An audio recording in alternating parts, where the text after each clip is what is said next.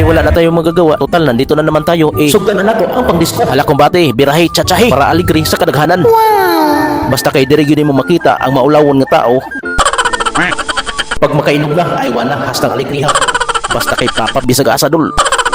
Basta kay ang wala ka pananghit ay wala ambak diri sa oy. Nag-ayo man makitaan sa asawa nga nananghit nga natulog na. Unya nagkumbate pag kumparbada dig sayo-sayaw ayo na impacts kubitag kanan diri ah.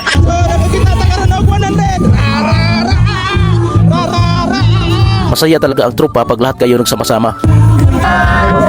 At dito mo talaga makikita ang mga galawan na hindi kaakit-akit tingnan. Kaya wala na kaming ulaw kung anong sayaw ang aming isayaw dito. Kasi baga na yung mga naong namin.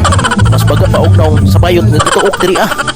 Pati si Boss Aldrin Marcos ay sumayaw na din. At kasama natin sumayaw si Tutoy Bibo. Tanawin natin kung sino ang sumirinder rito. Hindi nakatiis yung kaatbang, kaya ito ay umalis. Nang hindi na nagpaalam, ang sabi ko hindi kita namimiss. Kaya kita matitiis.